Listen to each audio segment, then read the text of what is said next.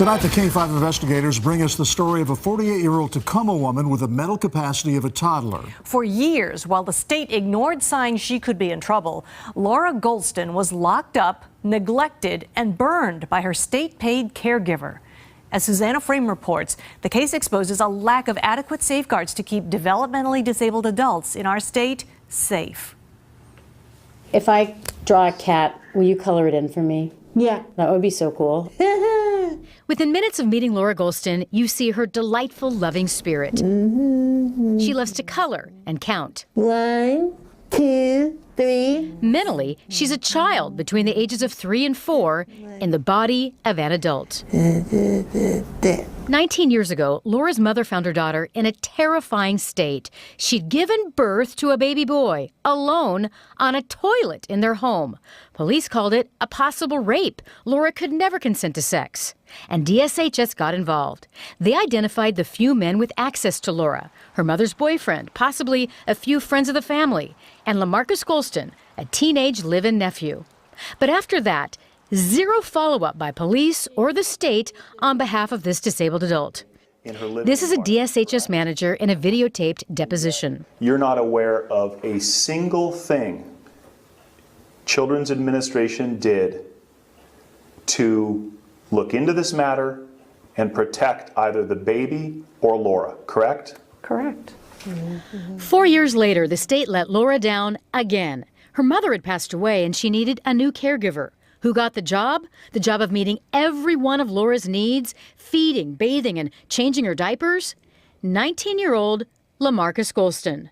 The nephew cited in a lawsuit suspected of raping Laura in 1996. That's a decision that is unfathomable. DSHS itself identified Laura's nephew as a rape suspect.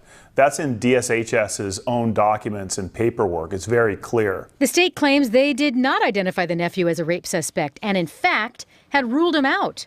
So with Golston on the job, the state checks started rolling in. Nearly $95,000 over 7 years to be his aunt's 24/7 official caregiver. He bragged that Laura was his meal ticket.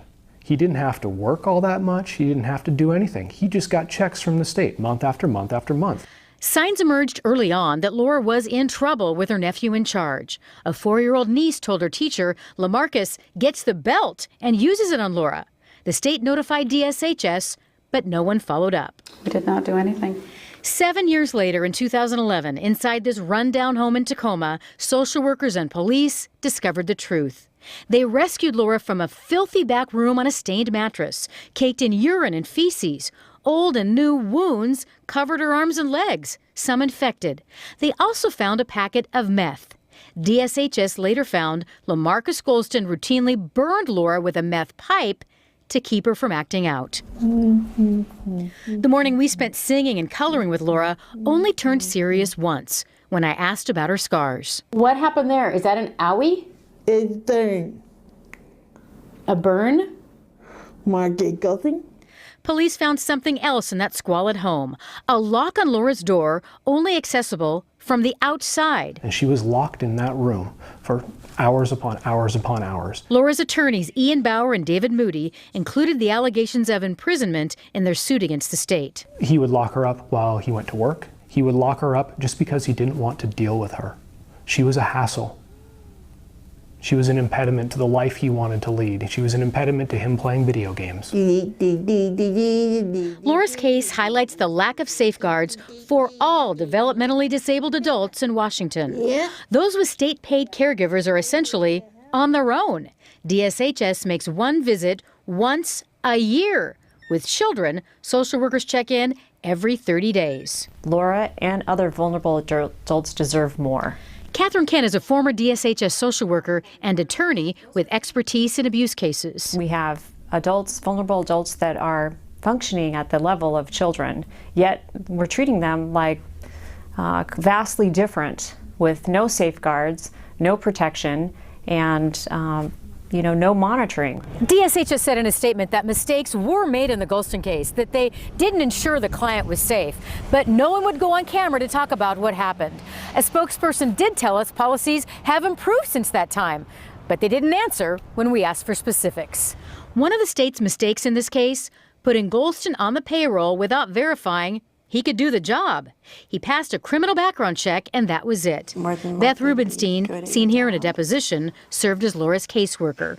Tell me what you determined, if anything, about LaMarcus's competence before he was given a contract to care for Laura.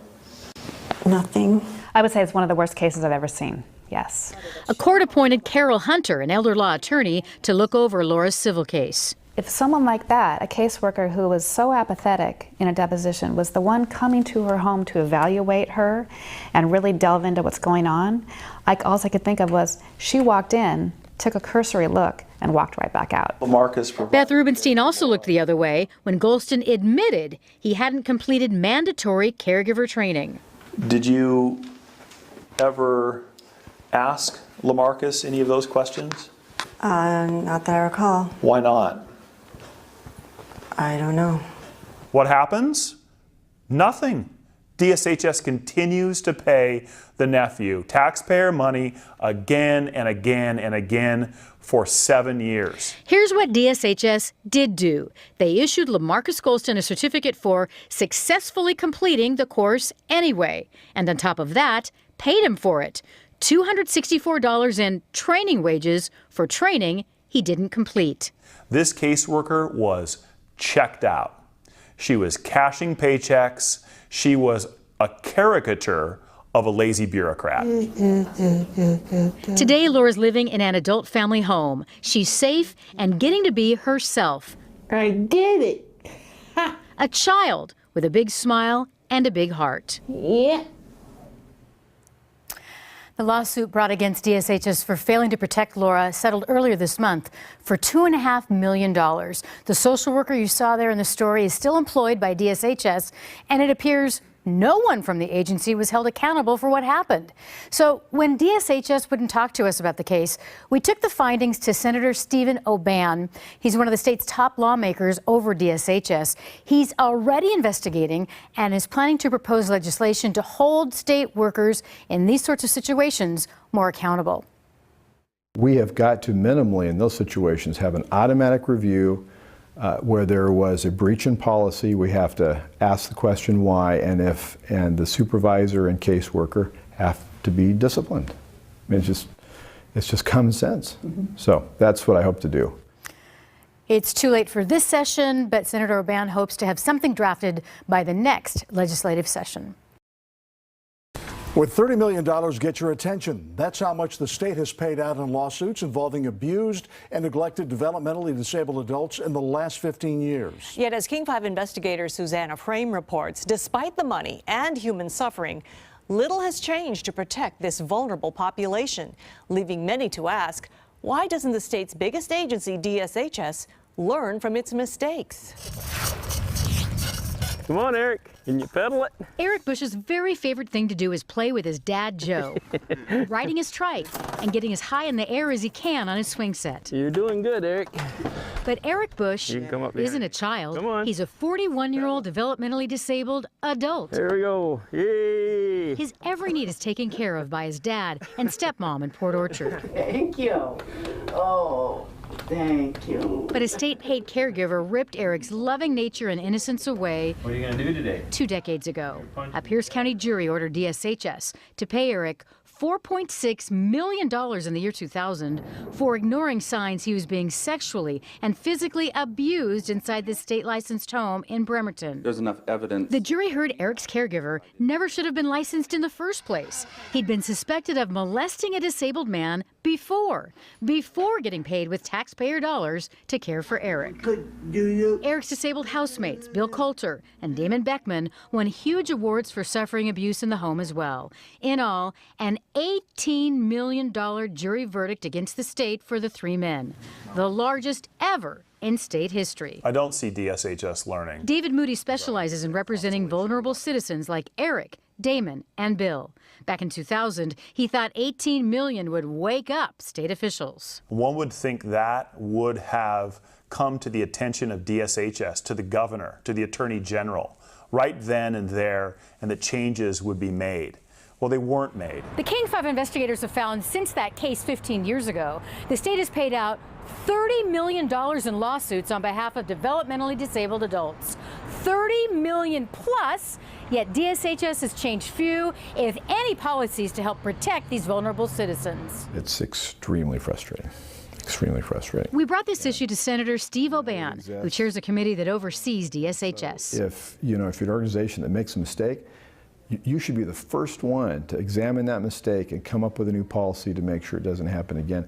It just doesn't seem like we have that here. 1, 2, 3, 4, 5. Excellent. You like to count, don't you? Yeah. The lack of improvements led to Laura Golston becoming a victim as well. Just last month, she won a $2.5 million settlement against DSHS for ignoring signs of her abuse. The state hired her teenage nephew with several brushes with the law to care for his aunt 24 hours a day. After 7 years in this filthy home, police found Laura in 2011 in a back room on a bare mattress, covered in human waste and burns.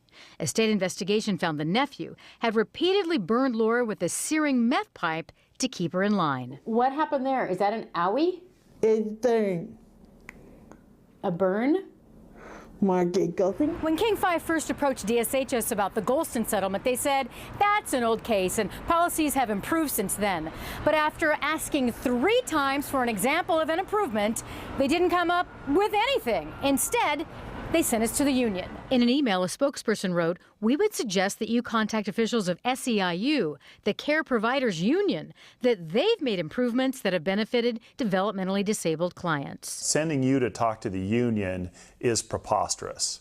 DSHS needs to look at itself in the mirror and ask itself why, time and time and time again, it's ignoring warnings of abuse and not holding its own employees accountable. Twinkle, twinkle. After Laura's rescue, DSHS held no one accountable. No investigation, no changes, no discipline for the caseworker. For a period of several Here years. she is testifying about her lack of action after learning the nephew had a job outside the home and wasn't at his home taking care of Laura, what the state was paying him to do. Did you ask him any of the questions about who he worked for? No. How many hours he worked? No. What type of job he had? No. How could LaMarcus keep Laura safe if he wasn't there? I don't know. Come on, pedal. Eric Bush's dad, Joe, had hoped and expected his son's trauma had led to change. When I see this about Laura on TV and stuff, that makes me sad that it's still that way. They may have different talents, but they're as good as you and I. And they deserve what we have, and even better, because they can't take care of themselves.